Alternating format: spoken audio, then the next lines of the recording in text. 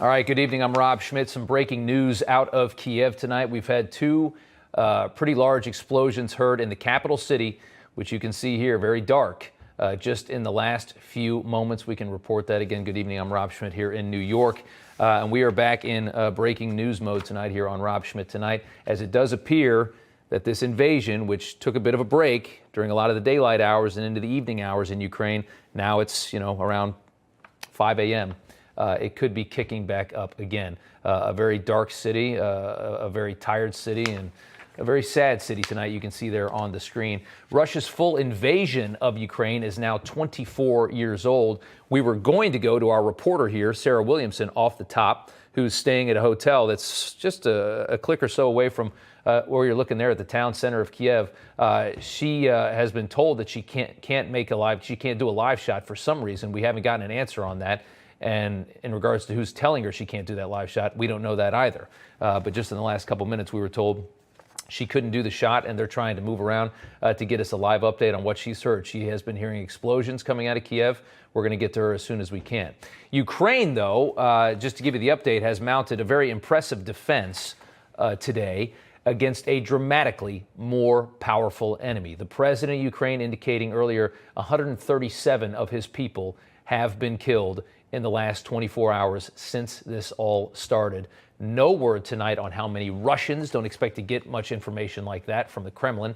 We do know that two of the major airports that are near Kyiv, one of them was taken by Russian troops and then was actually taken back by Ukraine's forces today. So think about that. They lost an airport and then they won it back, which is just a huge win for the morale, especially the people in Ukraine, and for the military in Ukraine as well.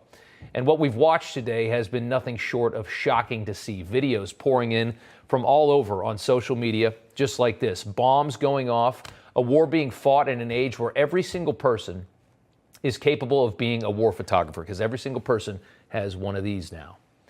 Here's just some of the most incredible video that we have seen today. We're going to start with a Russian jet bombing a building, and it's all caught on a cell phone camera. Take a look at this. We're going to play it a couple times. Bringing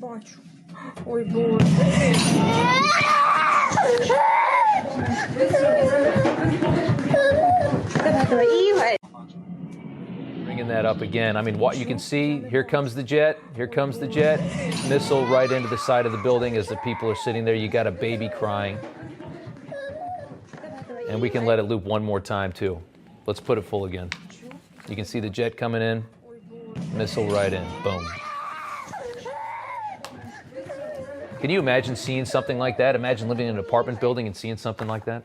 Another incredible piece of video, a massive explosion. What's amazing in this one is the size of the explosion and how long it takes you to hear the boom, which tells you how far away it is and just how massive it must have been. This one blew me away. Take a look.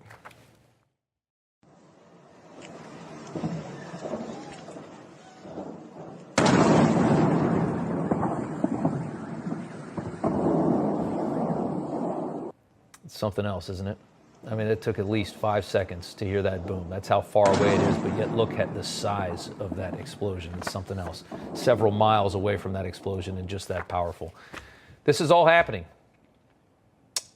right on the other side of the planet. And as you relax at home tonight, think about this reality. The Ukrainian government is not allowing men to flee from all of this. The government is handing out thousands of rifles to civilians, and they're not letting their men leave the country. Women, children, the elderly, they can go. The men have to stay. They're effectively saying to civilians, men that work there, accountants, lawyers, welders, you have to stay and you have to fight. Not only do you have to fight against Russia, a country with 20 times their military might. Can you imagine being in a situation like that? It's happening to people that had no idea this was even coming, and it's just a plane flight away. There's been a lot of talk about sanctions today, and everybody's speculating why they clearly didn't work in stopping this full-scale invasion. President Biden saying today, in a pretty unbelievable soundbite, that the sanctions were never meant to be a deterrent. No one expected the sanctions to prevent anything from happening. Well, your administration said the exact reason that you guys were issuing sanctions was to prevent this from happening as a deterrent, and they said it several times. If they weren't meant to be a deterrent, why else would you do them? The other big talker of today was the SWIFT banking system. You've heard a lot about this, potentially taking that away from Putin and the Russians. Evidently, that was something that the NATO countries couldn't agree on yet. So they haven't gone to this, something that's been referred to as a nuclear option in all of this in the past. One of the most forceful things you can do to try and control Putin and what he does. In a situation like this, once you take that option, it does seem clear there wouldn't be much left after that besides just flat out war. It seems NATO countries are worried that it might get a bit too real if they kick Putin off SWIFT and he continues to fight. Then they don't have anywhere else to go. So they're not taking that move just yet. Whether or not that's the right idea, nobody knows.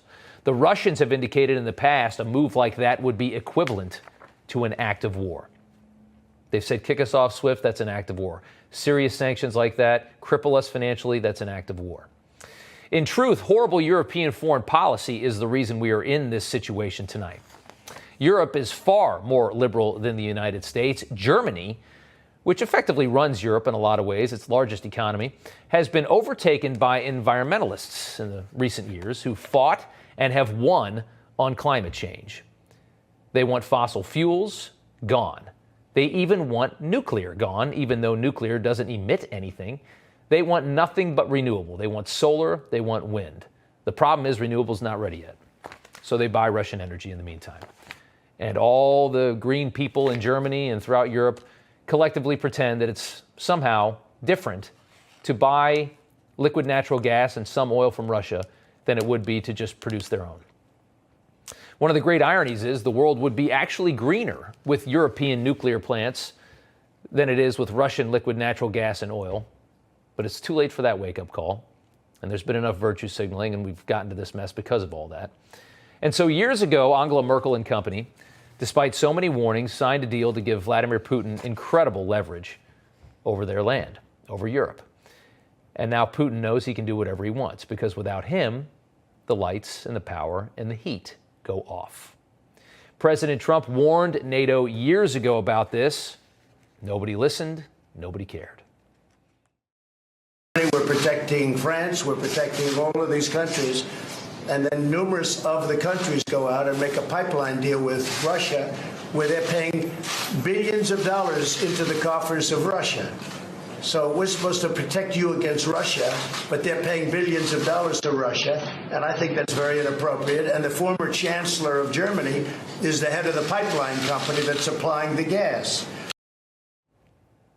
Believe that was 2017, right when Trump came in, the bull in the china shop, telling people a lot of realities they didn't want to face.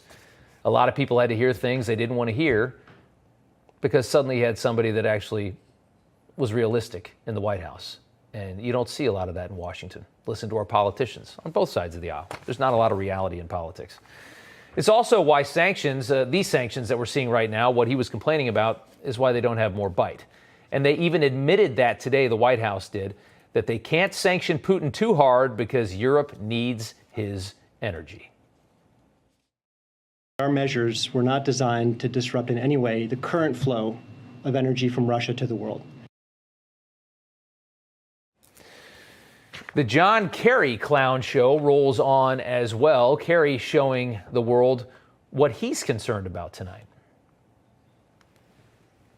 I hope diplomacy will win, but massive emissions consequences to the war, but equally importantly, you're going to lose people's focus. You're going to lose certainly big country attention because they will be diverted. So I hope President Putin will help us to stay on track with respect to what we need to do for the climate. No words on that. The other country to worry about in this moment, of course, is China, which is an even bigger concern under normal circumstances. China very fickle in this moment, condemning Putin's move, but barely, watching as NATO responds to Russia taking over a friendly nation with missiles and bombs. Today, Biden said he wasn't ready to answer whether he's working on China to join a pressure campaign to stop the Russians. That made for a lot of conversation. A mass exodus continues as Ukrainians head west to try and escape toward NATO countries like Poland, Slovakia. The next problem we're going to see is going to be a refugee crisis. Those who are left are finding interesting ways of hiding below ground, as you see here, worried about the next round of attacks, people huddling in subways, anywhere they can go to get safe. And to his credit, Volodymyr Zelensky is staying with his people, which shows incredible bravery. Afghanistan's president didn't do that. He is still in Kyiv, we believe, and he's with his family. A short time ago, he announced that Russian saboteurs have entered Kyiv, and here he was earlier today, effectively begging for help from anyone in the world as David continues tonight to fight Goliath. If European leaders do not help us today, war will come to their doorstep tomorrow. And there it is. That's as much as he can push, saying if they get through us, they're going to come to you next. So you might as well help now before we're eviscerated in this thing. It is quite a situation happening in Eastern Europe. We do have Sarah Williamson joining us now. She's been placed back in a hotel room. Sarah, can I just ask what happened? I know you were on the street 10 minutes ago. I saw your live shot. Yeah, I was on the street just moments ago, Rob, and sorry I couldn't come to you earlier. The security of the hotel that we're staying in ushered us back in and didn't even let us film from anywhere else in the hotel, and have now confined us to our hotel rooms and said we are not allowed to leave from here if we want to be doing any more filming now, for what they're calling the safety of their guests. But we are their guests, I might add. Anyway, Rob, what the situation here, it's now just become the second morning now in a row, and around the same time as yesterday, might I add, 4:22 a.m. is when we heard those explosions again, which is when we heard them yesterday as well, at around the same time, striking Kyiv, the capital of Ukraine. We've now just heard this morning that we heard two explosions ourselves. I heard them myself. They were very loud, louder than what I could hear yesterday, in fact. And now we have more information that is just coming in as we speak, that there was about 6 explosions that went off within a matter of minutes at the same time here around central Kyiv, and unfortunately a 9-story residential building caught fire as a result.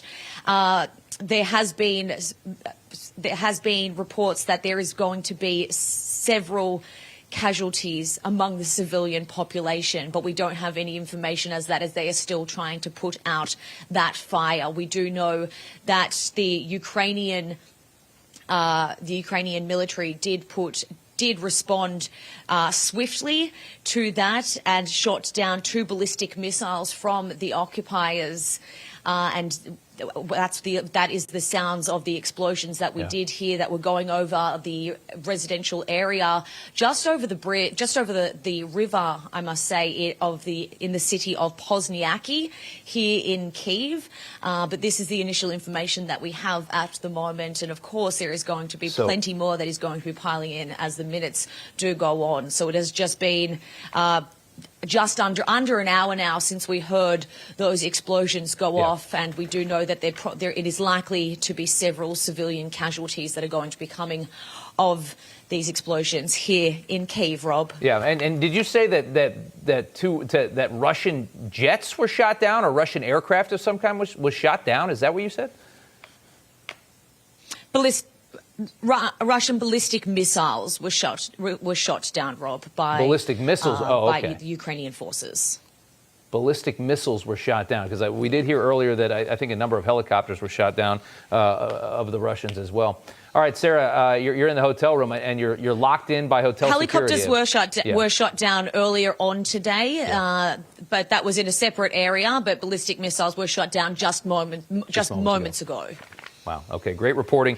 I'm sorry you're stuck in the hotel room. I'm glad you're safe. I've never heard of a hotel that can just lock you in your room, although with COVID I've heard of it.